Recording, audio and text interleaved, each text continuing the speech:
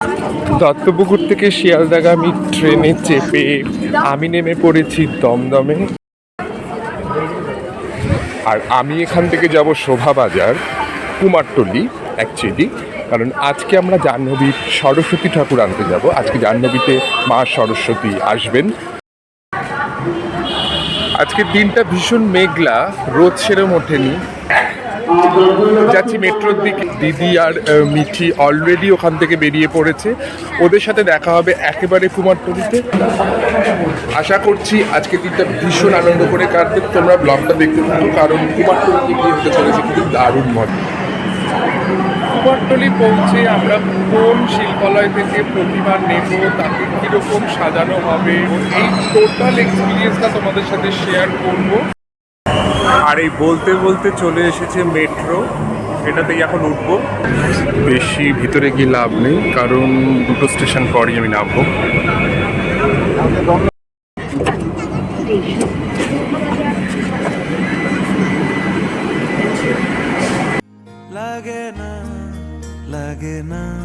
আর এখান থেকে আমাকে দেখে নিতে হবে যে কোন দিকের গেটটা দিয়ে আমি এক্সিট করব।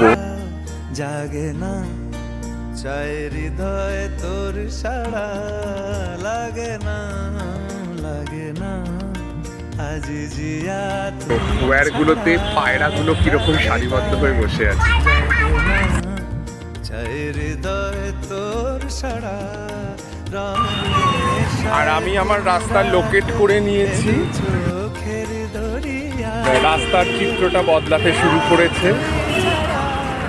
আস্তে আস্তে আমরা মূর্তিগুলো দেখতে পাচ্ছি।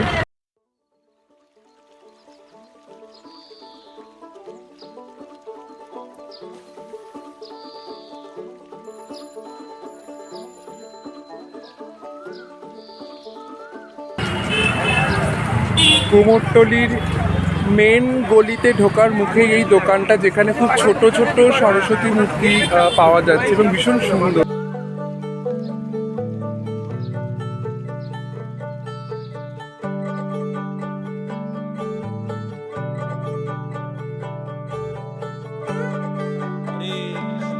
এটা হচ্ছে এখানকার একটা বিরাট দোকান, যেখানে চাঁদমালা, ঠাকুরের গলার মালা, আরও অনেক অনেক সামগ্রী পাওয়া যাচ্ছে।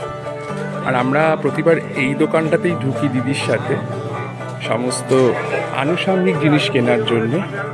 যে মানুষ চেয়েছে ফিরিতেছি পাগল হয়ে, যে মানুষ চেয়েছে ফিরিতেছি পাগল হয়ে, মরমে জ্বলছে আগুন আর নেভে না। আমায় বলে বলুক লোকে মন্দ, বিরহে তার প্রাণ বাঁচে না। কিউট দুটো ছোট ছোট সরস্বতী ঠাকুর, অপূর্ব সুন্দর দেবী বাঁচে না। দেখেছি রূপসাগরে মনের মানুষ কাঁচা সোনা, দেখেছি রূপসাগরে। দেখতে পাচ্ছ এখানকার শিল্পী ভাইরাও ব্যস্ত। এই ঠাকুরটাকে দেখো কি সুন্দর। কুমোরটুলির মেন গলিতে ঢুকলে সেখান থেকে ডান দিকে বাঁ দিকে অনেকগুলো ছোট ছোট গলি চলে যায়, যেখানে প্রচুর মৃৎশিল্পালয় আছে। আর বলতে বলতে এই মূর্তিটা চোখে পড়লো, সাজটা ভীষণ সুন্দর।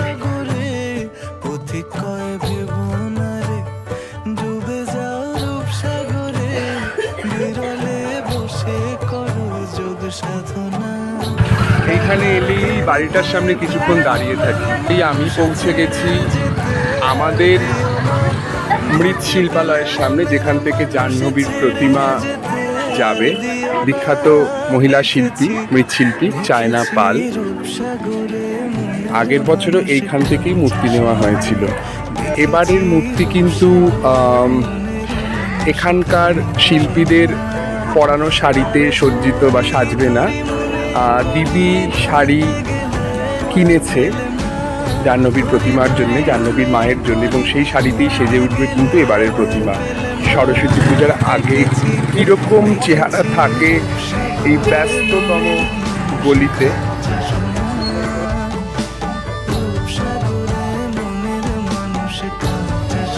সরস্বতী মূর্তি দেখতে দেখতে হঠাৎ করেই চোখে পড়ল একটি অসাধারণ দুর্গা মূর্তি সম্ভবত এখানে সংরক্ষিত রয়েছে।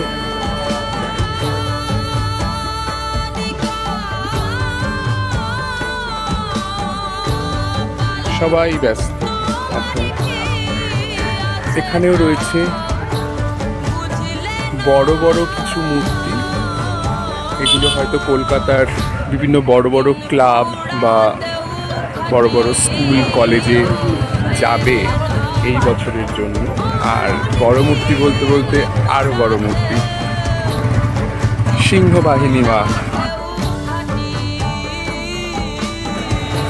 এইখানে এলে যেই বাড়িটা চোখে পড়বেই সেটা হলো এই বাড়িটা। দেখেছি রূপসাগরে মনের মানুষ কাঁচা সোনা, আরেকটি সুন্দর দেবী মূর্তি। রূপসাগরে মনের মানুষ কাঁচা সোনা। একজন প্রবীণ শিল্পী মাকে শাড়ি পরাচ্ছেন। প্রত্যেকটি মৃৎশিল্পালয় এখন খুব ব্যস্ত। কেউ মাটির শেষ প্রলেপ দিচ্ছে, কেউ প্রতিমাতে শাড়ি পরাচ্ছে, কেউ চোখ আঁকছে, কেউ হাঁসের ভাঙা ঠোঁটটা আবার একটু ঠিক করে নিচ্ছে। এই করতে করতেই কেটে যাচ্ছে সময়, কেটে যাচ্ছে দিন, আর তৈরি হয়ে উঠছে প্রতিমা। আর যে বাড়িটার কথা এতক্ষণ ধরে বলছিলাম, সেই বাড়িটার বাঁদিকে আসলে তাকে অনেকটা এরকম দেখতে লাগে। আর দিও না ধরতে পেলে মনের মানুষ ছেড়ে যেতে, আর দিও না। দেখেছি দেখেছি রূপসাগরে এই গলিটি শেষ হচ্ছে একটা মন্দিরে গিয়ে।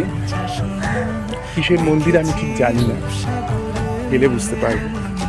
এবং বলতে বলতেই আরেকটি অসাধারণ প্রতিমা, রাধা মাধবের।